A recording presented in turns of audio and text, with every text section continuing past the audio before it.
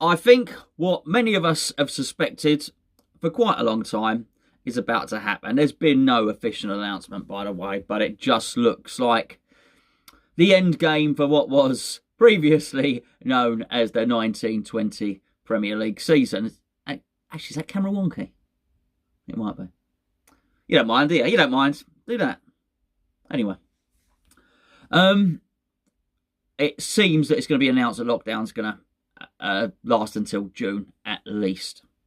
Now, I think that's quite a bold step for them to do that. Not in terms of hospital safety, blah, blah, public social distancing, all the rest of it. I thought they were going to do it incrementally. I thought they were going to say, oh, another 2 weeks, another 2 weeks, another 2 weeks. Break the news to us gently.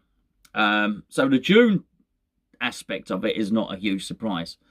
The fact that it might well be announced that it is June's going to be a massive reality check. But I was going to do this video anyway, so just when I was preparing to do, I was having my cornflakes earlier and getting ready to do the video and whatnot, then the news came in that might well happen.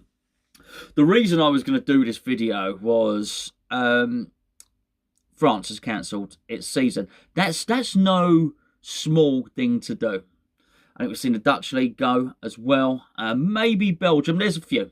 But you'd say France is the first big league.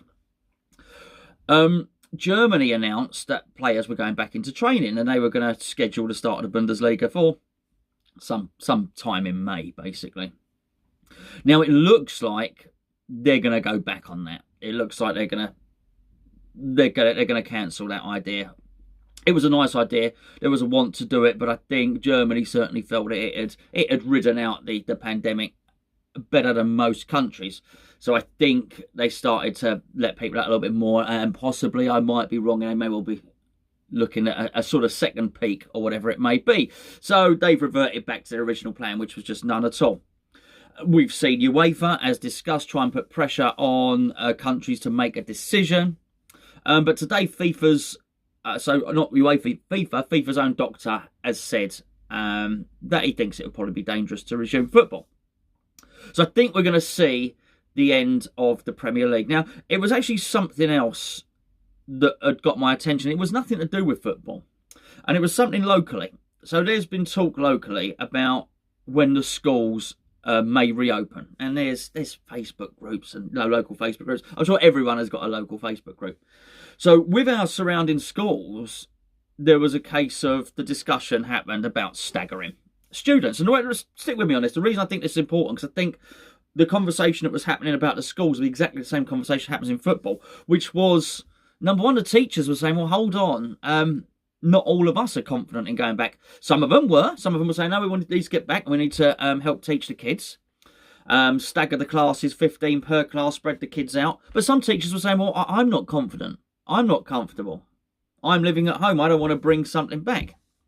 And then, of course, you've got a lot of the parents who are saying, well, we don't want to send our children in yet. Now, I just think this is going to be something that repeats itself. I know somebody whose office is talking about opening again. A lot of the people don't want to go back to work in the office. They've had a taste of working from home. They've realised they probably can work from home.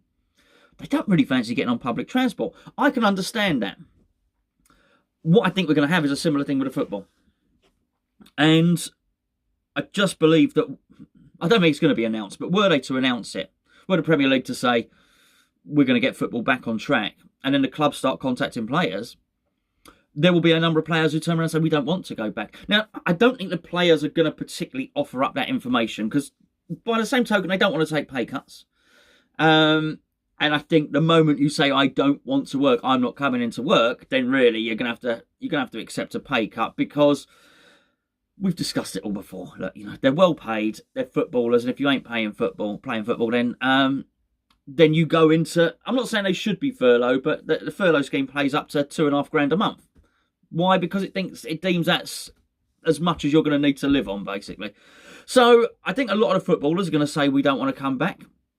I think the prospect of the footballers' families seeing their husbands, boyfriends, partners, whatever it is, going off to a quarantine training camp for 2 weeks, playing a tournament, being quarantined afterwards, I think it's going to be too much. People are going to be struggling at home, regardless of how much money anybody's got. People are going to be struggling at home.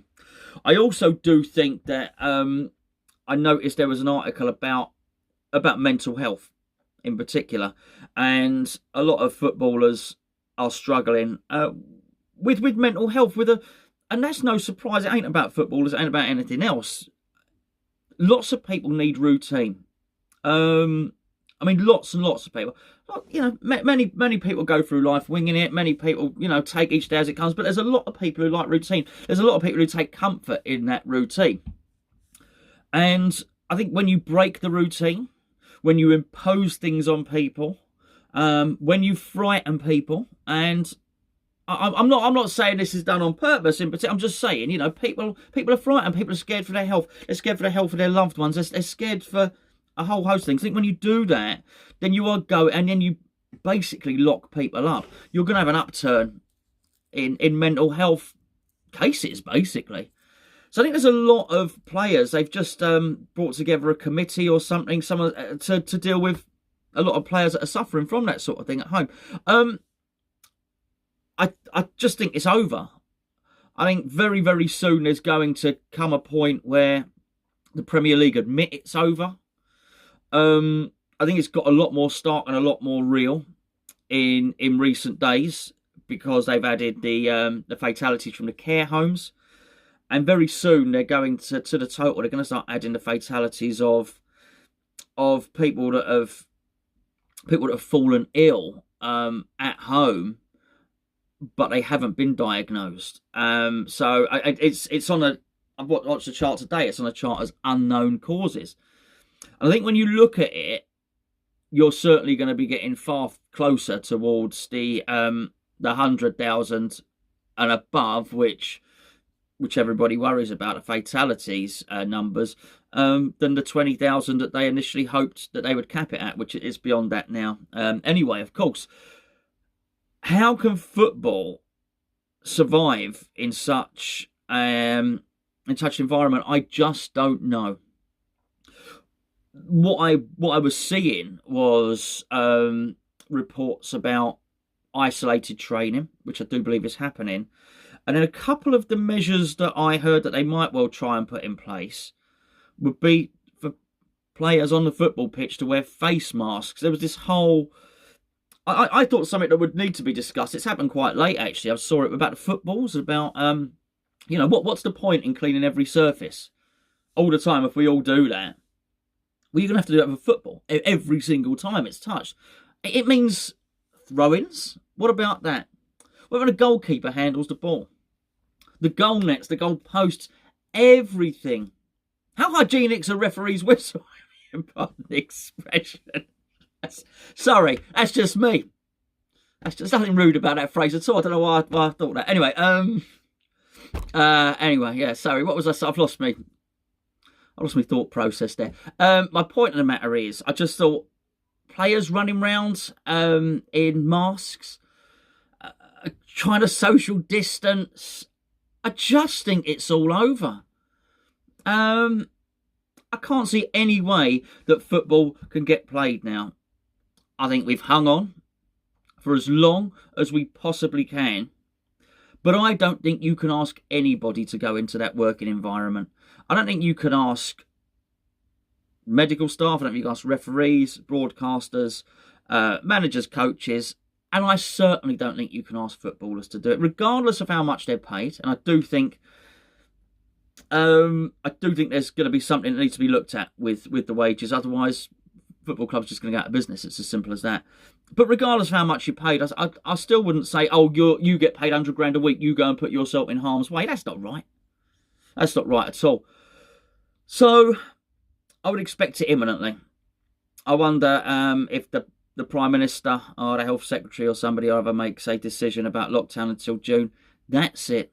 I don't think you're going to hear somebody say it's lockdown until June because things have got more serious, because we're still not confident of keeping a cap on fatalities, apart from football. Lockdown for everyone else, apart from football. The greatest show on earth, we're putting on for you. I don't think it's happening. I think they're farting in the wind, for want of a much better expression, by the way. I really do think it's wishful thinking. And quite frankly, let's say it's announced this week that the lockdown will go on until June. I think that will be it. If what we hear afterwards is, the Premier League will review it and we'll look to resume the Premier League season in July, it'll just be more bluster. It'll just be more hope. But it'll be a fool's dream. It really will. There won't be that will not be happening. Personally, I think sooner, and I mean very soon, I'll be very surprised. Within the next couple of weeks is what I'm saying. I would expect within the next couple of weeks, the Premier League season 1920 gets officially cancelled. And then we all have to, be it titles, relegation, not relegated. Only at that point, I think it needs to get cancelled first. Only at that point do we then decide, do we award them the title? Is the next Premier League 22 teams and stuff like that. But realistically, now the true figures are starting to come out of fatalities. I'm not really sure whoever gets promoted, whoever gets relegated, whoever wins the title, it is really that important anymore.